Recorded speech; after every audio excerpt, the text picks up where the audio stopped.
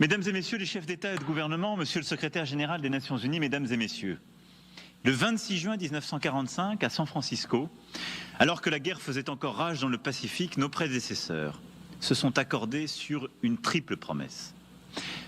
Préserver les générations futures du fléau de la guerre, affirmer les droits de l'homme et l'égalité des nations et favoriser le progrès social dans une liberté plus grande.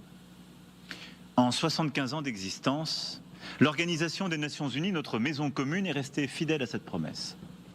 Face aux conflits armés avec les casques bleus, face aux défis de l'atome et de l'arme chimique avec l'OIAC et l'AIEA, aux côtés des réfugiés avec le HCR, des enfants avec l'UNICEF ou des travailleurs avec l'OIT.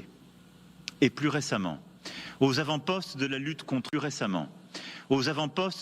contre le changement climatique avec le GIEC, les Nations Unies ont su, quand nous leur en avons donné les moyens, être à la hauteur des espoirs placés en elles. Et j'oublie bien évidemment nombre de structures, d'organisations satellites qui jouent un rôle essentiel dans le cadre des Nations Unies.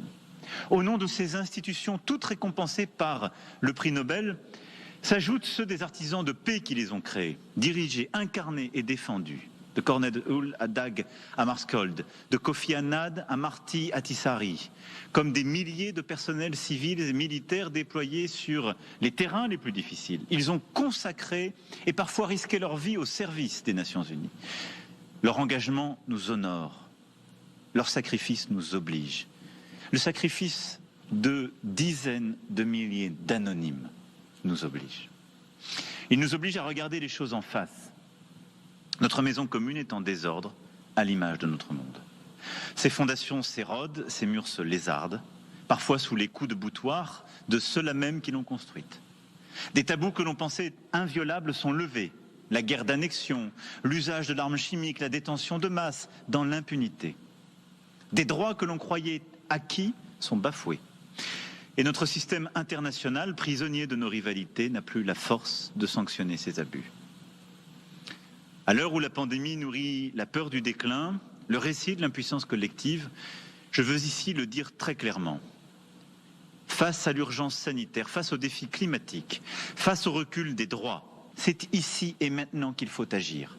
Avec ceux qui veulent, avec ceux qui le peuvent, en exploitant tous les espaces possibles de coopération.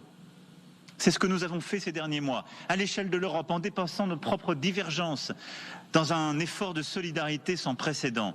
C'est ce que nous avons fait avec l'Afrique pour réduire le poids des dettes, soutenir les systèmes de santé, porter secours aux populations les plus fragiles.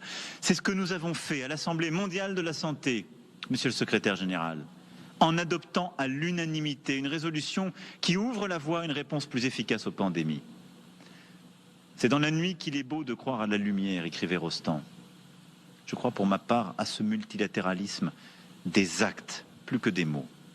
C'est pourquoi je vous donne rendez-vous dans les mois qui viennent au Forum de Paris, au Congrès mondial de la nature, au Forum Génération Égalité et partout où nous pourrons faire œuvre utile pour mettre ce multilatéralisme en pratique, pour être à la hauteur des engagements qui furent les nôtres alors que les armes ne s'étaient pas encore tues à l'autre bout du monde. C'est à nous de faire. Et nous ferons.